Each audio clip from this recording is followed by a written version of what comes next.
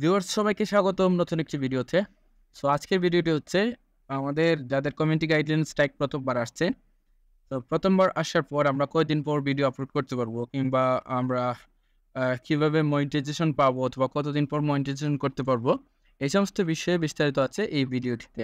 So অবশ্যই আপনারা যারা নতুন কন্টেন্ট ক্রিয়েটর তাদের জন্য খুবই গুরুত্বপূর্ণ ভিডিওটি। আপনারা অবশ্যই সম্পূর্ণ ভিডিওটি দেখবেন।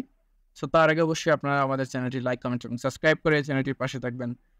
তো প্রথমত আপনাকে যেটা করতে হবে, আপনি চলে আসবেন আপনার ওয়াইটি স্টুডিওতে। সো আপনারা চেক করবেন যে আপনার আসলে কমিউনিটি গাইডলাইন ওয়ার্নিং আসছে নাকি আপনাদের কমিউনিটি গাইডলাইন স্ট্রাইক আসছে। যদি স্ট্রাইক এসে থাকে সেক্ষেত্রে আপনারা প্রথম স্ট্রাইকের জন্য ১ সপ্তাহ যাবৎ কোনো প্রকার ভিডিও আপলোড করতে পারবেন না।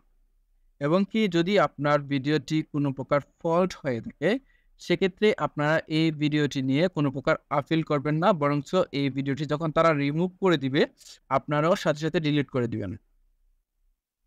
এবং দ্বিতীয়ত এবং দ্বিতীয় যে কারণটি হচ্ছে, যখন আপনি ভিডিওটি রিমুভ করে দিবেন এবং কি মনিটাইজেশন করার জন্য আপনাকে তারা ৯০ দিনের মধ্যে কোনো প্রকার মনিটাইজেশন দিবে না, ৯০ দিন সময় দিবে।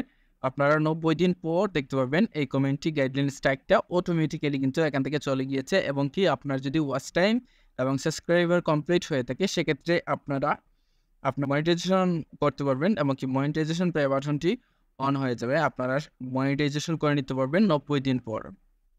এবং কি যারা ২ টি স্ট্রাইক খেয়েছেন, ২ টি স্ট্রাইক খাওয়ার পর কিন্তু ১৪ দিনের মধ্যে কোনো প্রকার ভিডিও আপলোড করতে পারবেন না। এবং কি ৯০ দিনের মধ্যেও আপনারা মনিটাইজেশন পাবেন না। এবং কি আ সাধারণত ২য় স্ট্রাইক আসার পর আইডিটা ফিউজ করে দেয় অটোমেটিক্যালি ইউটিউব। ইউটিউব আইডিটা আপনার ফিউজ করে দিবে। এবং কি ৩য় স্ট্রাইক আসার পর আপনার আইডিটাই কিন্তু উধাও হয়ে যাবে। সো সেক্ষেত্রে অবশ্যই আপনারা কমিউনিটি গাইডলাইনগুলা মেনে চলবেন এবং কি কমিউনিটি গাইডলাইনগুলা মেনে ভিডিওটি আপলোড করার চেষ্টা করবেন। এবং কমিউনিটি গাইডলাইন স্ট্রাইক আ আসা থেকে আপনারা বিরত থাকবেন। সো কমিউনিটি গাইডলাইন স্ট্রাইক কখন আসে আপনারা বুঝতে পারবেন। যখন আপনারা আপনাদের কোনো ভিডিও কমিউনিটি গাইডলাইন ছাড়া ভিডিও আপলোড করবেন ইউটিউবে, তখনই কিন্তু কমিউনিটি গাইডলাইন স্ট্রাইকটি আসবে। কখন? যখন আপনার ভিডিওটি হয়তোবা 1K অথবা 2K ভিউ হয়ে গিয়েছে তখন আসে। কারণ হচ্ছে ইউটিউব যখন আপনার ভিডিওটি দেখতে পায় যে রিচ অনেকটা ভালো এবং কি ভিডিওটি সে ভাইরাল করে দিতেছে, অ্যালগরিদম ভাইরাল করে দিতেছে আপনার ভিডিওটি। একজনের কাছ থেকে ২ জন, ২ জন থেকে ৫ জন, ৫ জন থেকে ৭ জন এরকম করে যখন আপনার ভিডিওটি ভাইরাল হয়ে যাবে, তখন ইউটিউব আপনার ওই ভিডিওটি নিয়ে কিন্তু এনালাইজ করে। যে এই ভিডিওটি টপিক কী, এই ভিডিওটি কিসের উপর, এই ভিডিওটি কিন্তু ইউটিউবের কোনো ক্ষতি করবে কি না, এরকম সবকিছুই কিন্তু তারা যাচাই-বাছাই করে তারপর কিন্তু আপনার ভিডিওতে যদি দেখে কোনো প্রকার কোনো কিছু নেই, সেক্ষেত্রে আপনাদের চ্যানেলটাকে আরও গ্রোথ করে আরও বাড়িয়ে দেয়, আপনাদের স্পিডগুলা বেড়ে যায়, সাবস্ক্রাইবার রিচ বেড়ে যায়, ওয়াচ টাইমের রিচ বেড়ে যায়। তো আপনারা অবশ্যই আ ইউটিউবের কমিউনিটি গাইডলাইনসগুলা মেনে ভিডিও আপলোড করার চেষ্টা করবেন।